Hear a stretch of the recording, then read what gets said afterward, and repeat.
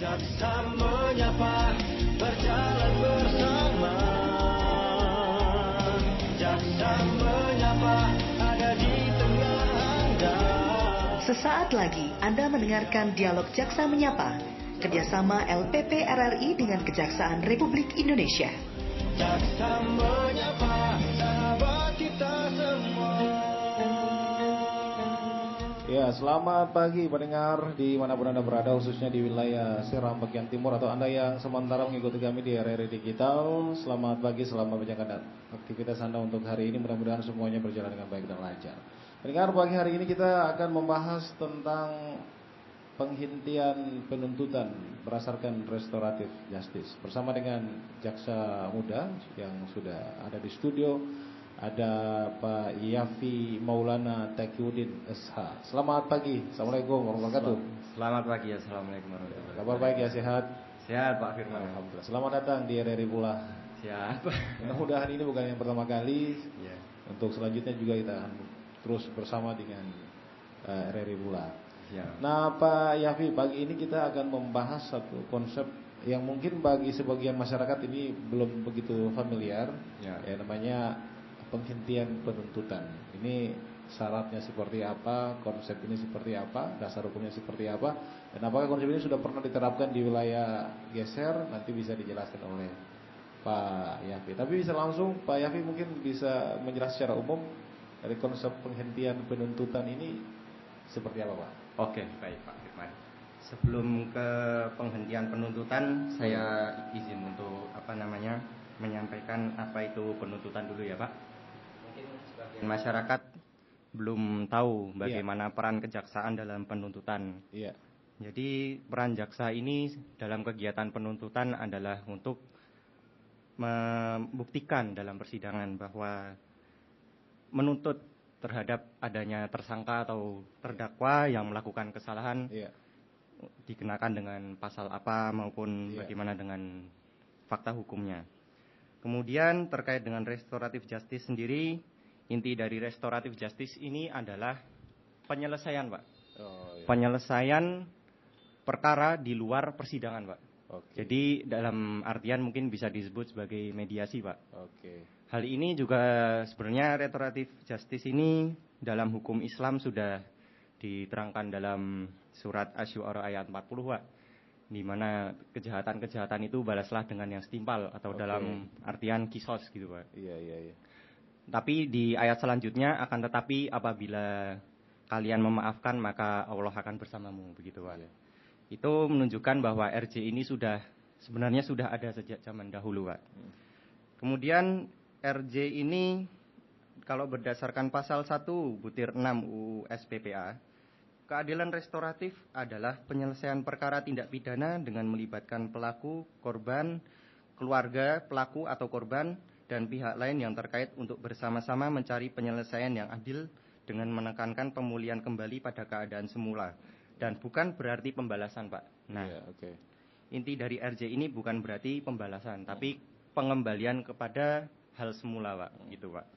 Nah, RJ ini di Indonesia ini diatur kalau dalam penuntutan ya Pak, ini diatur dalam Perja nomor 15 tahun 2020 Pak. Jadi kami masing-masing dari instansi kepolisian juga memiliki peraturan tentang RJ. Di kepolisian itu ada di Undang-Undang nomor 8 tahun 2021. Itu pas waktu tahap kepolisian itu masih dalam tahap penyelidikan atau mungkin mencari fakta hukum gitu Pak, bisa disebut begitu. Kalau di kejaksaan kan kita menghentikan penuntutan. Kalau di kepolisian menghentikan penyelidikannya, Pak. Gitu, Pak. Jadi RJ ini bisa dilakukan di di penyelidikan atau mungkin di penuntutannya begitu, Pak. Tak sampai di situ juga di pengadilan juga ada, Pak, dari SK dari Mahkamah Agung itu, Pak. Itu di nomor 1691 tahun 2020. Diterangkan bahwa ketika di persidangan itu juga bisa dilakukan RJ, Pak.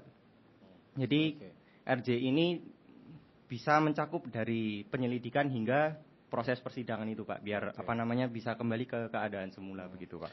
Iya, mungkin bahasa sederhananya bagi masyarakat SBT itu yang kita tahu itu kekeluargaan, atur secara kekeluargaan. Nah, begitu Pak intinya. Nah, konsep itu ada di kejaksaan, kepolisian, di pengadilan. Apakah ini kira-kira bisa mendatangkan keadilan bagi si korban begitu, kawan? Nah, begini Pak. Jadi dari konsepnya RJ ini biasanya dilakukan pertemuan antara dengan pelaku, korban atau Mediasi, mungkin perwakilan begitu kan Pak, bisa. Dari korban sendiri biasanya bisa mengajukan restitusi Pak. Restitusi itu adalah terkait dengan permintaan pengembalian kerugian dari korban kepada terdakwa begitu, atau tersangka begitu Pak. Tapi itu di hadapan bapak-bapak jaksa begitu? Iya, kalau begitu Pak. Di kejaksaan di hadapan disaksikan oleh kejaksaan? Iya, begitu Pak. Jadi kami sebagai jaksa juga memfasilitasi sebagai mediator dari pihak tersangka maupun dari pihak korbannya begitu Pak.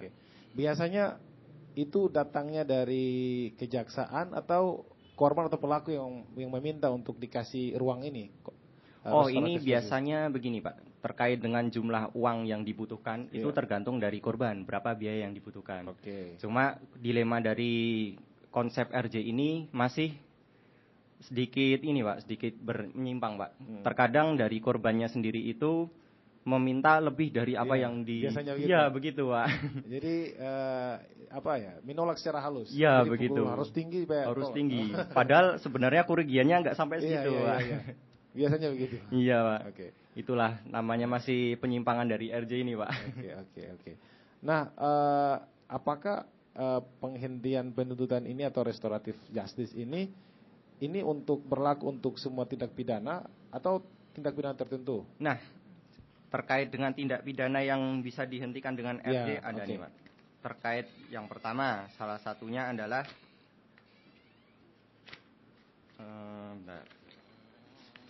perkelahian. Terkait dengan ada narkotika, mungkin penganiayaan gitu Pak, yang tindak pidana umum Pak. Iya. Itu. Atau mungkin pemerkosaan pun juga masih bisa di RJ Pak. Oke. Oh ini Pak. Iya.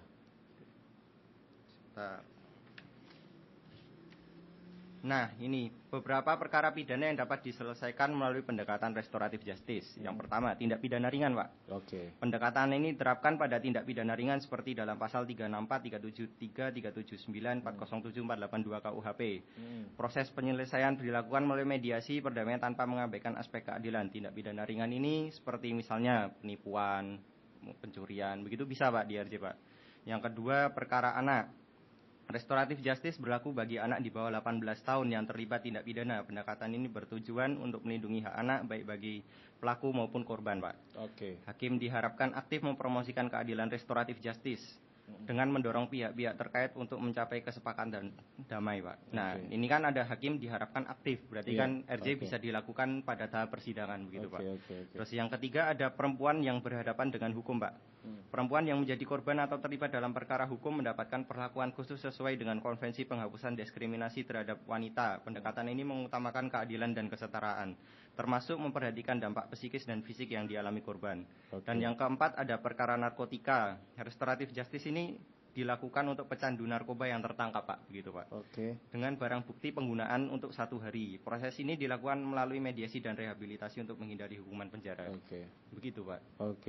Nah, konsep ini pernah juga diterapkan di wilayah hukum kejaksaan geser.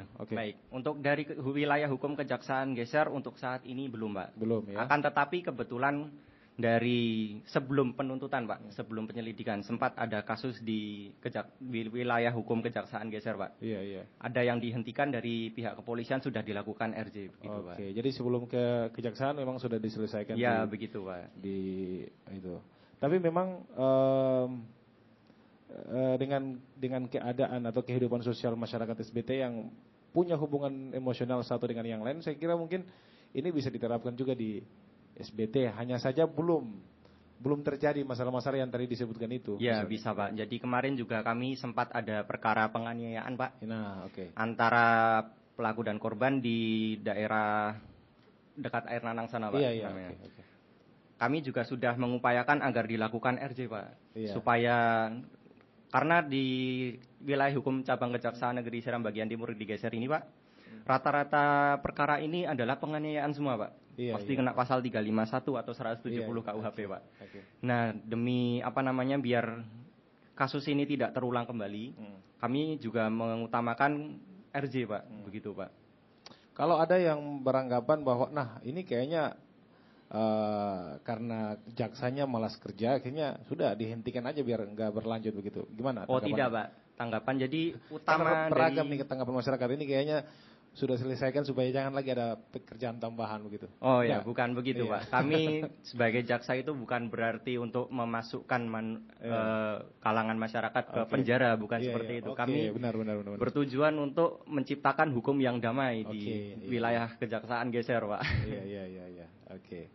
Nah, yang jelas mungkin bisa dijelaskan begitu lebih detail syarat-syarat yang bisa dipenuhi untuk Dilakukan RJ ini. Oke, baik. Untuk yang dilakukan RJ pada intinya ya Pak, Oke. kita menghadirkan pelaku dan korban terlebih dahulu. Oke, sebelumnya kita juga sudah melakukan kontak dengan korban dan pelaku, apakah mau dilakukan secara damai atau tidak, Iya. begitu Pak. Kemudian apabila dari pihak pelaku dan korban akan melakukan damai, kami akan menghadirkan kedua belah pihak Pak, dari pelaku dan korbannya Pak. Kemudian kami akan melakukan mediasi, dan di situ pasti dari pihak korban, mungkin dari pihak tersangkanya juga akan melakukan seperti tadi restitusi atau pemintaan kembali kerugian Pak dari pihak korban. Apabila sudah disetujui, kami akan melakukan laporan kepada Kejaksaan Tinggi Pak untuk diteruskan kepada Kejaksaan Agung sebagai laporan Pak. Begitu. Ya, harusnya seperti itu sehingga korban juga merasa keadilan begitu. Ya, begitu, kalau Pak. konsepnya atur damai ya, kalau tanpa mengganti rugi juga pasti mereka juga Ya, pasti menolak. begitu, Pak. Oke. Nah, Pak Jaksa, konsep ini punya dasar hukum?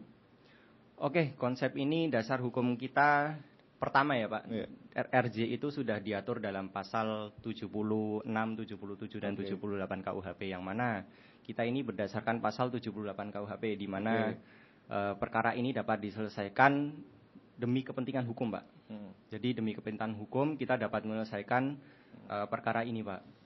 Terus kemudian dasar payung kita yang kedua ada di pasal 140 ayat 2 KUHP, Kitab Undang-Undang Hukum Acara Pidana Pak. Di mana di KUHP dijelaskan bahwa ini Pak, perkara pidana penuntut dapat membatalkan acara penuntutan tersebut ketika pertama bersifat tidak terbukti Pak. Tidak terbukti dan tidak melawan hukum. Kemudian yang ketiga yakni ada di... Tapi yang pasti bukan mau-maunya kejaksaan atau kepolisian untuk menghentikan perkara, tapi semuanya bekerja tentunya berdasarkan dasar hukum atau petunjuk. Oh iya, benar begitu. Yang pertama ini Pak, pasal 140 ayat 2 KUHP Pak. Yang pertama tidak melawan hukum, tidak cukup bukti, dan penyidikan dihentikan demi kepentingan hukum Pak. Begini Pak, di pasal 140. Iya. Jadi konsep ini Pak Jaksa itu memang sudah tertangani begitu, sudah dibawa ke pengadilan atau sebelum dilimpahkan ke pengadilan? Nah, untuk dari RJ Kejaksaan di penuntutan ini, kegiatan ini dilaksanakan sebelum limpah ke pengadilan. Oke. Gitu, Pak. Jadi ketika sudah limpah ke pengadilan bukan urusan RJ dari Kejaksaan lagi. Berarti begitu, urusannya sama ya, pengadilan. urusan dengan pengadilan. Sama pengadilan. Iya, begitu Pak. Nah, bisa kembali ke yang tadi sempat disinggung juga terkait dengan tindak pidana. Ini kalau kasus korupsi itu bisa diatur damai enggak atau diselesaikan terkait RJ? Kasus korupsi ya Pak. Yeah. Untuk dalam prakteknya untuk saat ini apabila kurang dari 2.500.000 Pak, gitu Pak. Atau mungkin kalau untuk dana desa ya Pak, kebetulan di sini banyak dana desa Pak, kurang dari 500 juta dalam prakteknya kita. Kami utamakan untuk pengembalian Pak. Ganti rugi. Pengembalian uang negara terlebih dahulu. Tapi belum pernah terjadi kan Untuk saat ini belum Pak. Belum ya Pak? Iya. Untuk saat ini belum. Untuk saat ini belum pernah terjadi. Nah, kalau Pak Jaksa sendiri melihatnya konsep ini bisa diterapkan nggak di wilayah hukum? Untuk wilayah hukum Kejaksaan Geser kami sudah mengupayakan berulang kali Pak. Untuk penganiayaan. Kemarin juga kami sempat mengajukan RJ Pak dalam kasus penganiayaan. Akan tetapi dari pihak korban meminta terlalu tinggi Pak. Sehingga tidak dapat dikabulkan oleh tersangkanya Pak, begitu Pak. Itu kasus apa Pak? Di mana? Penganiayaan juga Pak, di Geser Pak, di wilayah hukum Geser Pak. Itu memang dilaporkan sama korban begitu. Benar, dilaporkan oleh korban begitu Pak. Apakah sebelumnya melalui kepolisian apa langsung ke kejaksaan? Untuk tahapan pasti melalui kepolisian terlebih dahulu Oke. Pak. Kemudian dilimpahkan ke kejaksaan. Benar begitu. Lalu dikasih ruang ini ada restoratif justice Ya, yang bisa benar, diselesaikan. begitu, Pak. Tapi ditolak. Akan tetapi ditolak Pak dalam proses mediasinya Pak. Karena permintaan terlalu Iya, tinggi. permintaan terlalu tinggi Pak. Oke. Baik, terima kasih Pak Jaksa. Ada lagi yang mungkin ingin disampaikan begitu terkait dengan topik kita penghentian penuntutan berdasarkan restoratif justice ini? Baik, mungkin terkait dengan RJ ini kami dari kejaksaan juga sudah begini Pak. Dalam konsepnya RJ ini kami juga membantu dari pihak negara juga Pak. Iya, oke. Seakan ketika masyarakat ini kan pasti memiliki stigma bahwa ketika ada orang jahat harus dilaporkan dan dimasukkan ke penjara begitu Pak. Iya, oke. Akan tetapi pada prakteknya di dalam penjara Pak. Misalnya di lapas mungkin kelas 3 Wahai begitu Pak. Iya. Yang mungkin kapasitasnya mungkin untuk 30 orang begitu Pak. Tapi diisi sekitar 60 atau mungkin 90 orang begitu Pak. Hingga mungkin dalam satu kamar sel yang mungkin seukuran 5 kali 5 meter begitu mungkin Pak. Itu diisi 10 orang begitu Pak. Secara dempet-dempetan begitu Pak. Iya. Nah, di sisi lain juga kita juga mementingkan kepentingan negara yang mana ketika ada seseorang yang dimasukkan ke penjara berarti kan mereka itu otomatis dibiayai oleh negara, Pak. Iya. Itu baru satu orang, Pak. Kalau misalnya ada 90 orang atau 100 orang yang di penjara berarti makan minum nah, semuanya begitu, diurus. Pak. Mereka juga di penjara pun biasa saja, Pak. Iya. Sudah biasa saja. Keluar nanti bisa berbuat lagi begitu, Pak. Iya, begitu, oke. Pak. Ya, memang kalau semua di penjara nggak cukup. Iya, begitu, Pak. Tapi mudah-mudahan konsep ini bisa diterapkan dan diterima oleh masyarakat sehingga hubungan kekerabatan, kekeluargaan itu juga benar. Biasanya Begitu, Pak. kalau sampai tersangka masuk penjara itu justru menjadi sebuah dendam. Ya, begitu. benar. Biasanya begitu. dibalas di tempat lain. Rata-rata di wilayah hukum geser juga begitu, Pak. Iya. Penganiayaan dibalas, nanti dibalas lagi, lapor lagi begitu, Pak. Ya, oke.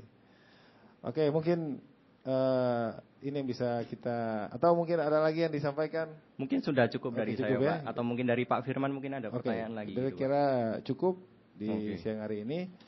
Dan kita akan berjumpa lagi di lain kesempatan dengan konsep atau dengan topik yang berbeda. Baik, siap. Terima Pak kasih Firman. Pak Jaksa, Pak Yafi ya? Ya, Pak siap. Yafi Maulana Taqiyuddin SH, Jaksa Muda Kejaksaan Geser. Siap, Pak. Benar ya? Oke, demikian dialog kami pagi ini dan pendengar, kita akan berjumpa lagi di lain kesempatan. Assalamualaikum warahmatullahi wabarakatuh. Waalaikumsalam. Menyapa, berjalan bersama. Jaksa menyapa, ada di tengah Anda. Anda baru saja mendengarkan dialog Jaksa Menyapa, kerjasama LPP RRI dengan Kejaksaan Republik Indonesia.